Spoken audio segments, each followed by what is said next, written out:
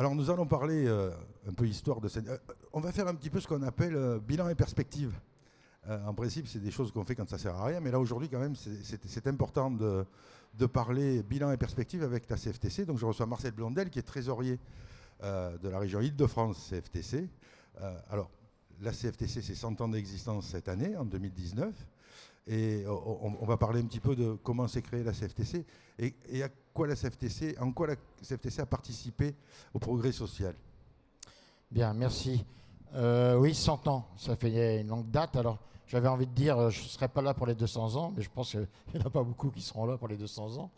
Ça sera d'autres personnes qui seront là. On sera peut-être pas à la retraite, mais on sera toujours là. Oui, oui. Non, ce que je veux dire, c'est que c'est quand même assez magnifique de voir une organisation syndicale qui s'est créée, alors il faut le savoir, officiellement en 1919, et ses origines, ce n'est pas 1919.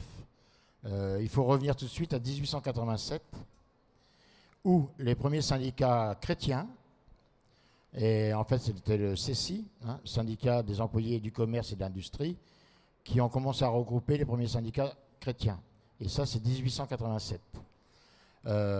Ensuite, il était prévu au sein des mouvements chrétiens, il faut le dire, et j'insisterai une grande partie sur cette notion, de se confédérer. Parce qu'à l'époque, 1900 à peu près, il n'y avait que la CGT, Confédération Générale du Travail. Même si ils nous ont demandé à un certain moment de faire une fusion organique ou éventuellement que les chrétiens viennent regrouper la Confédération Générale du Travail. Ce qu'on a toujours refusé. Est arrivée la Première Guerre mondiale, parce qu'il faut savoir que la CFTC devait naître normalement dans les années 14. Or là, ce n'était pas la peine de créer quoi que ce soit. Les hommes étaient au front, les femmes étaient en train de travailler, d'ailleurs, parce qu'on en avait besoin. Et donc, on s'est fait juste à la Première Guerre mondiale, la CFTC s'est montée. Et c'est en novembre, ça a duré une semaine, la création de la Confédération française des travailleurs chrétiens. Alors, chrétiens, pourquoi? Parce que de temps en temps, ça interpelle encore. Mais qu'est-ce qu'on a été chercher des références pareilles? C'est-à-dire que le monde en 1919 n'était pas celui de 2019. Les choses avaient d'autres valeurs, la culture était différente et les habitudes étaient différentes aussi. Et la structure de la société était aussi différente. Oui, alors sans revenir sur l'aspect religieux, il faut savoir que la CFTC s'est bâtie sur un discours que les papes font régulièrement.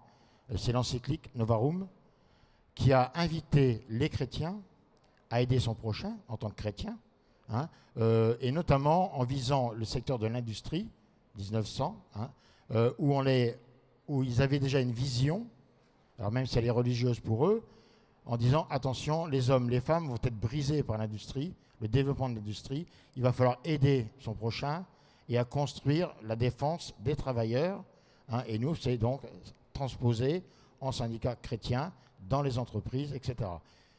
Je le dis sincèrement, ça ne s'est pas fait facilement. Il y a eu un combat syndical très fort qui a duré pendant pas mal d'années, opposant cette notion de syndicat chrétien, même si la société, tu l'as dit, la société en général, il y avait des valeurs chrétiennes. Il y a toujours des valeurs chrétiennes. Dans un village, la société était structurée par le maire, le curé, l'instituteur. Exactement. Et je pense que c'est encore comme ça. Même si ça aujourd'hui, il y a le psychiatre à la place du curé. Oui, mais ça, c'est parce qu'on est malade. Peut-être c'est parce qu'il n'y a pas assez de curés, mais je le fais exprès. Non, mais effectivement, mais de toute façon, c'était logique dans les villages. Il y avait le maire, il y avait l'instituteur qui savait écrire et lire, qui s'occupait de tous les papiers dans la mairie, et puis il y avait le curé qui savait également lire et écrire et parler, j'allais dire, aux gens. Voilà comment ça se diffusait.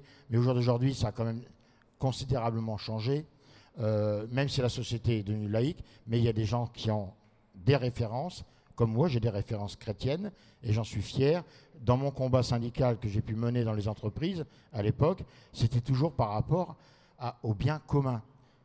Le bien commun, à la CFTC, ça parle. Parce qu'il y en a qui vous parleraient d'intérêt général. Au nom de l'intérêt général, nous avons signé tel accord. Non, nous, ce n'est pas l'intérêt général. Nous, c'est le bien commun. C'est-à-dire que quand on fait un accord dans une entreprise au niveau national, que ce soit interpro ou professionnel, ça sera le bien commun.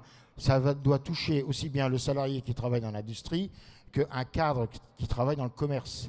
Et si les deux personnes, je prends exprès les deux opposants, retrouve du bien ou du lien, on signera un accord. C'est le bien commun. Mais l'intérêt général, ça peut être une force très puissante qui impose un point de vue. Ça, on est toujours opposé. Donc c'est pour ça qu'on fait toujours, dans nos références, le bien commun dans nos accords. Alors, c'est bien d'avoir fait cet historique. On va demander à Jean-Marc Sicuto de venir nous rejoindre sur le plateau. Alors, avec Jean-Marc Sicuto, secrétaire général de CFDT Île-de-France, on va faire aussi un historique de ce qui a été gagné par la CFTC au niveau social et dans les luttes sociales qui ont eu lieu en 1936, qui ont eu lieu jusqu'à aujourd'hui, pour voir que cette deuxième organisation syndicale, historiquement, a participé aussi à sa manière à l'évolution et à l'acquisition de nouveaux biens sociaux. Si on reprend historiquement et assez rapidement, toutes les avancées sociales jusqu'en 64, c'est là où il y a la séparation entre la CFTC et la CFDT, c'est du bien commun. Je dirais, pour moi, une grande date, c'est l'après-guerre. Les conventions collectives, la CPAM, toutes ces parties-là, ça a été négocié par les partenaires sociaux. Et donc la CFTC était dans ce système aujourd'hui-là. Les accords de Grenelle, nous étions aussi dans cette négociation. Donc la création, que ce soit des CE, alors maintenant ça s'appelle plus CE ou DP, mais les CSS, ça s'appelle CSE, c'est issu aujourd'hui de ces négociations et issu aujourd'hui des propositions que la CFTC aussi a fait à cette époque-là. Donc ça laisse quand même, je dirais, rien que toute la période 47 jusqu'à 68, on peut voir aujourd'hui tout ce qui a été créé.